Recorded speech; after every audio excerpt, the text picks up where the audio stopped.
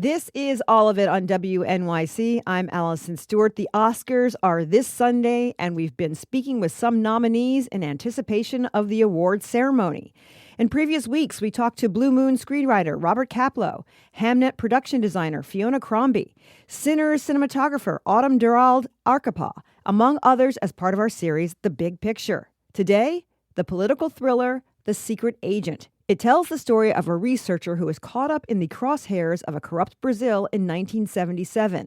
And now the film has received 4 nods. One for International Feature Film, Best Picture, Casting, and my guest, Wagner Moura, is nominated for Best Actor in a Lead Role. In the middle of a military dictatorship, Wagner's character is desperate to reunite with his young son. But he's been forced to leave the boy with his grandparents because he knows he is a wanted man. While in hiding, he finds a kind of sanctuary in a small community of dissidents, overseen by a tiny but mighty matriarch named Dona Sebastiana. There's a slow escalation of tension and danger that begins almost immediately. But what makes the film stand out is its thread of magical surrealism and humor. Wagner and director Kleber Mendonça Filho are known to make political films with a message. The Hollywood Reporter called it one of the best films of the year, while Variety described it as dazzling. The Secret Agent is showing in theaters now. The Oscars will air this Sunday, March 15th at 7 p.m. on ABC and Hulu. Wagner and Filho joined me to talk about the film shortly after its release. I began by asking the director about filming in his hometown. Well, I actually lived there. Oh. All of my films so far have been shot in Recife, in the northeast of Brazil, which is far to the northeast in the Atlantic. What makes that a good place for your storytelling? Well, I think every city has its own personality, its own secrets. And I happen to come from Recife. It's a city... It's a coastal city. It has a lot of personality, and that's where I have been shooting my films and telling the stories. And I'm happy that after 5 films, Recife gets quite a lot of recognition because of the films that I have been making there, and it's a fascinating thing. What kind of films have you been making? The way you said it that way. Well, I think people know, but... Well, I made Aquarius, which with Sônia Braga in 2016. Neighboring Sounds is my first feature in 2012 and takes place in one particular street. And The Secret Agent, of course, takes place in the 1970s. My previous film was a documentary called Pictures of Ghosts about the movie theaters of the past. So I think that when you make a film and you put a lot of yourself into the film, and it might work in terms of giving people an idea of what the place is, what it feels like, and what it looks like. Wagner, people will recognize you from Netflix's Narcos playing Pablo Escobar, but you were able to film in your native language. Yeah. So what does that do for you creatively to be able to speak in Portuguese? It's great. It's very liberating. I hadn't done a film in my own language for 12 years, and that was a lot. That was a long time. There's many reasons for that I don't want to waste your time with all that explanation. We're public radio. You can keep going. but it's just it's enough to say that it was very liberating to do something in Portuguese. Yeah. Does it help you emote more? You know what? I like to say that more, usually I did Narcos in Spanish, and I've been working here in English as well. But when I speak Portuguese, it feels like that the words, they come out of my mouth with memory. You know what I mean? Yeah. Mm-hmm. My sister speaks Portuguese. She does. Yeah. Why? Because she moved to Martha's Vineyard, and they have a large Brazilian population there, and she wanted to speak to people. Oh, that's and great. we speak Spanish a little bit in the household, but it's very different. Yeah, it's different. It's it different. Is very different. It sounds different, especially. Sometimes the grammar is sort of similar, but it sounds very differently. Give me an example in the film of something that is a Brazilian moment in the film that you would have to be from Brazil to know what that moment means. Well, there is a sequence I'm particularly proud of, and it's during the carnival, and Wagner's character has just received some very bad news, and as he steps out of the cinema where he was, there is a carnival parade, or there is a carnival band and people dancing outside, and it takes him a while to adjust, and once he does, he just goes in and parties along with everybody else.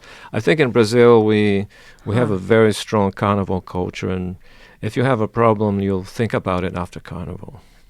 So that's a very classic, I think, Brazilian thing. I was thinking of the portraits, all the pushes into portraits. I'm like, I wish I knew who that was. I wish I knew who this person was. Yeah, there was a dictator. Yeah, Brazil was under a very heavy dictatorship from 64 to 85, and that guy was one of those. Yeah, and they love to hang their pictures in public buildings. Yeah. To remind everybody who was in charge. Who was the boss. Who was the boss. Wagner, how would you describe Marcelo?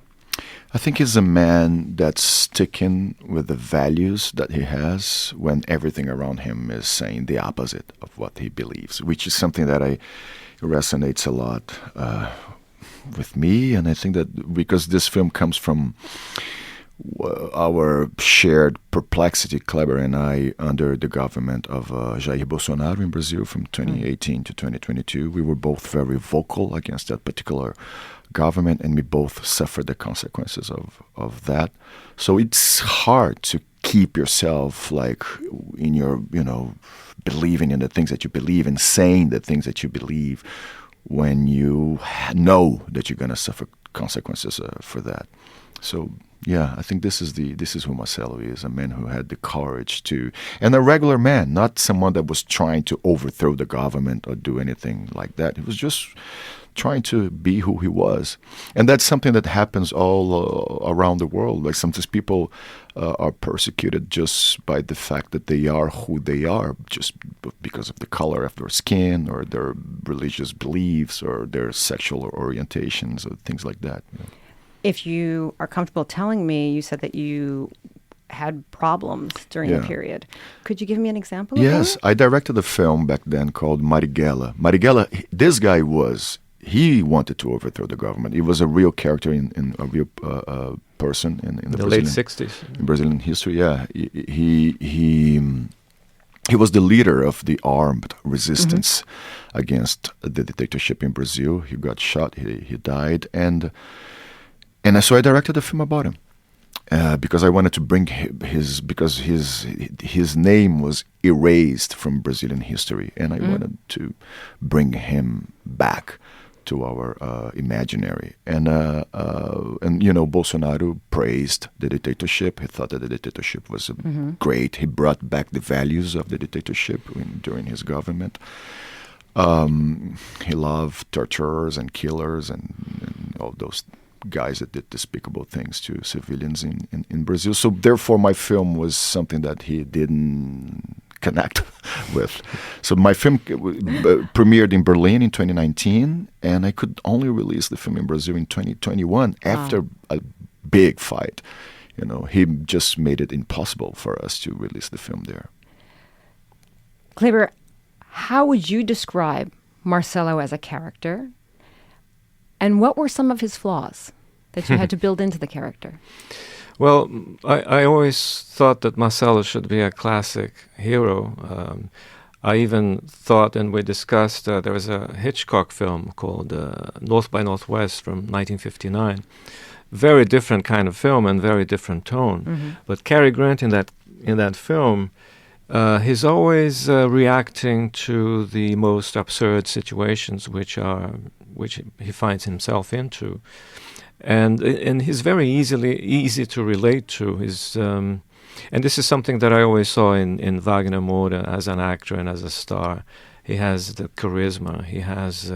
He's easy to relate to what's happening to him just by looking at him behaving and reacting to situations, which in the beginning are quite mysterious and which the film will gradually reveal. So I think he's a good man. He's a scientist. He's an academic, works at a university, And everything he does is right, but when things are turned upside down in a regime where the notion of democracy is kind of lost, he can be in the crosshairs of off balance in a way, maybe. Everything is off balance, Yeah. but you're still behaving and you're still thinking straight the way you think things should be done. And I'm not sure he has. He's a regular man, and we are talking about a film that takes place 50 years ago.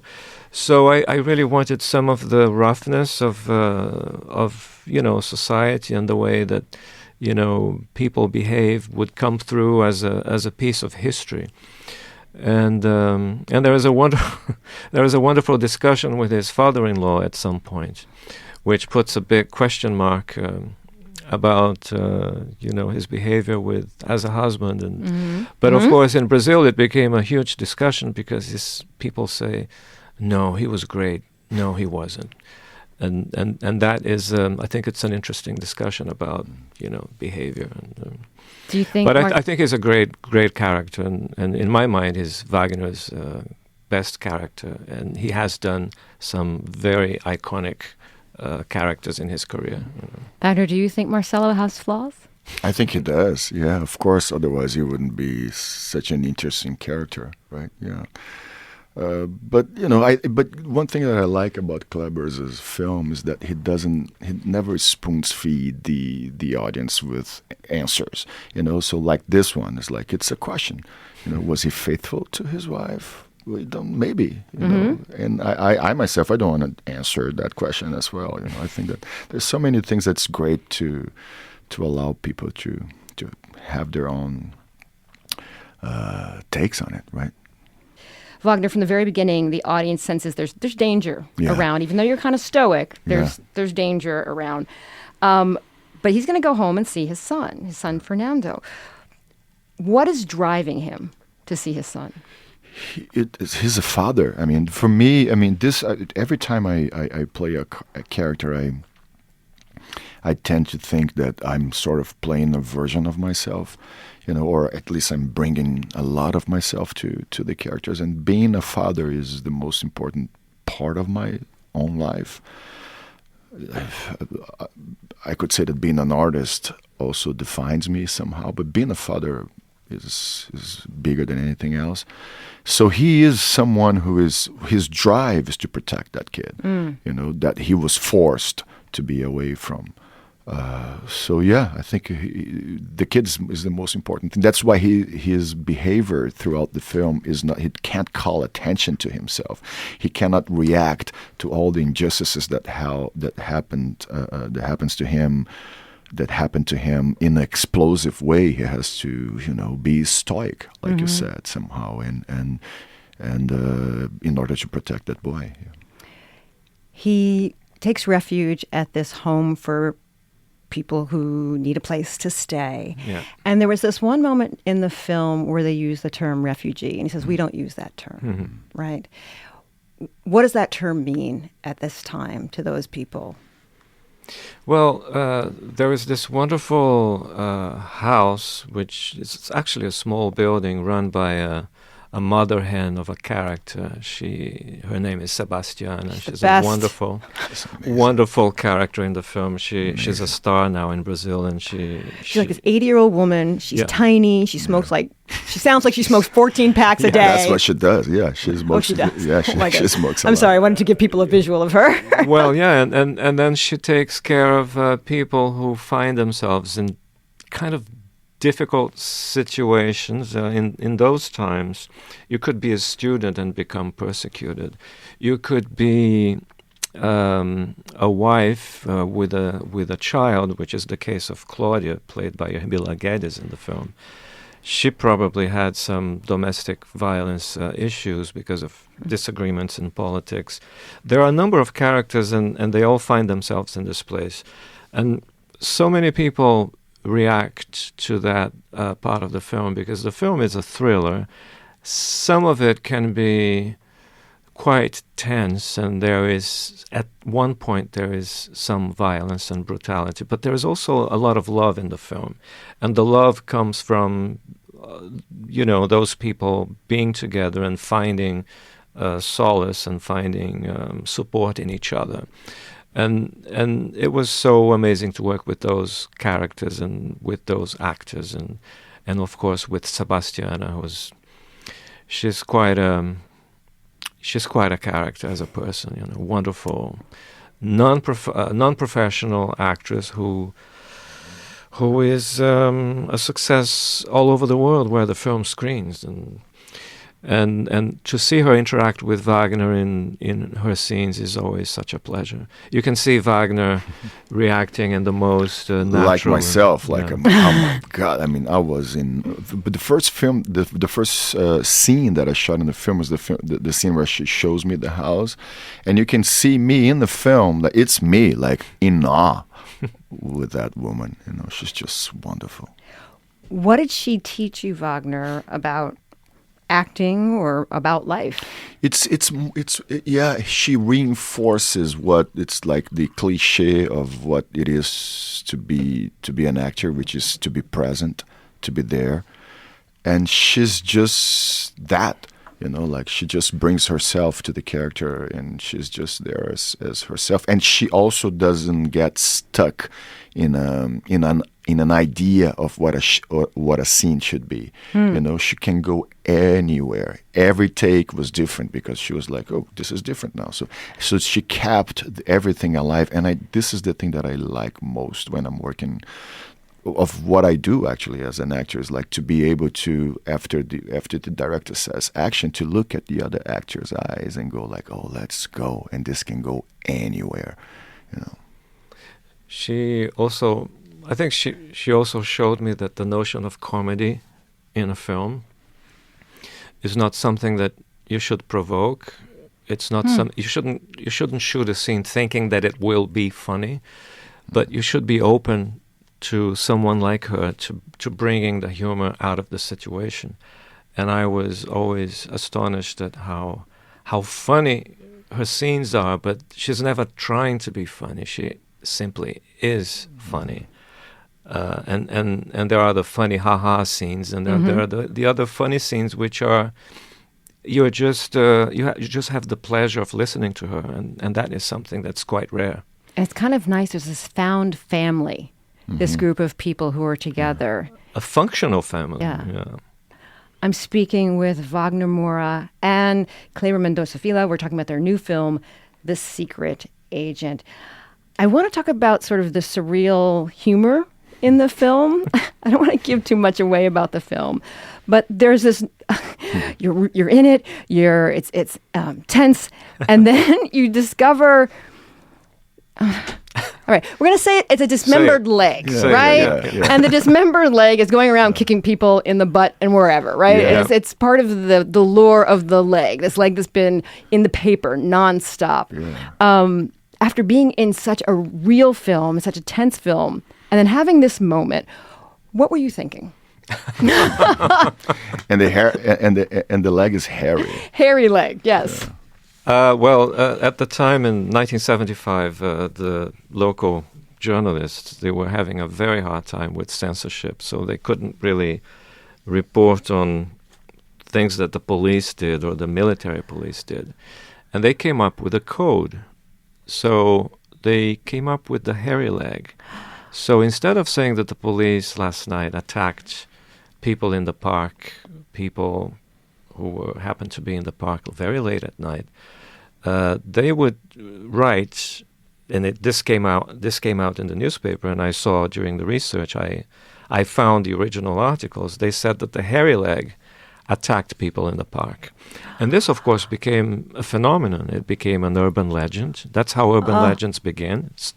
That's how they are born. And they were big on the radio, and they were big on people's imaginations. And myself, as a little kid, my mother read one of the hairy leg stories from the newspaper over breakfast to myself and to my brother. And she said, but this is so odd. This is not in the literary section. This is in the metro section of the newspaper. And I think it's a fascinating way of dealing with authoritarians and dealing with censorship. Say it you got to tell what happened, but then you can use a crazy character that exists only in the imagination to express truth. To wink, wink, nudge, nudge. You know what this is about. Yes. The film Jaws is in this movie a lot. Yeah. It's 1977. Was it just that it was popular at the time? Is it a metaphor for something lurking beneath the water that could drag you down? That's a good question. I think cinema, music, books, they are part of our lives. When I think of 1987, I remember Prince's Sign of the Times, which is an album that I love. 1975 was a very strong year because Jaws came out and it became a worldwide phenomenon, and also in Brazil and also in Recife. And Recife happens to be a coastal city which has its own shark problem. So I think adding the two elements, I came up with, the very loving, I think, mentions of Jaws in the film. And the little boy, Wagner's son in the film, is pretty much myself. I only got to see Jaws when I was 14 years old. And as a kid, I used to draw the artwork for the film, which, of course, is iconic. And, yeah, I think films, movies are part of time. They're like timestamps for our lives. And I think that explains why Jaws is part of the heart of this film. I don't want to give too much away, but we find out what happens to Marcelo in a very quiet way. Why was that important to you, Wagner? I think the way we discover what happens to him is in tune with what the entire film is about. Really, like I said before, Kleber does not spoon feeds the audience with answers. We don't know the three things that Dona Sebastiana said that she did in Italy. We don't know how Armando's wife died. We don't know the past of Udo Kier's character that well. So it's interesting to see that the way we discover what happens to Marcelo Armando is not obvious as well. And there's another thing. This is a film about memory also, and about the lack of memory. And the way we discovered what happened to him, for me, it's a way that Kleber found to talk about infamy as well. Because they killed. I don't want to give too much spoilers here about the film, but it's as if like they did two bad things to him. Yes. At the same time. I wanted to ask before we wrap. This was a film you did with Udo Kier, who recently passed away. Yeah. What would you want people to know about him? Well, I was lucky, very lucky, because I got to shoot two films with Udo. The first one was Bacurau in 2019. And I loved him so much as a person, as an artist, as an actor, that he was back for The Secret Agent, where he has a short but very strong sequence. And he came last year to stay with us. He stayed 8 days. We were together at the Aero in Santa Monica in late September, where he saw the film for the first time. He was great. We had a great time. Udo made over 200 films, and he had great taste. He had great sense of humor. He was the most loving, crazy German I've ever met in my life. And I was saddened to hear of his passing, but in a way, I remember him with great fondness, and he was someone who loved life very much, and I love him. And thank you very much for bringing his name in our conversation. Yeah. We got a nice text here that says, "Thank you for spotlighting Brazilian cinema. Going to see Secret Agent tonight at the Angelica. Yeah, can't wait. We're going to be there." I'd just like to say something. We just heard that the film got Best International Film at the New York Film Critics Circle and Best Actor for Wagner Moura. We love it. It's a great day. Yeah. That was my conversation with actor Wagner Moura and director Kleber Mendonça Filho about their Oscar-nominated film, The Secret Agent. It is showing in theaters now.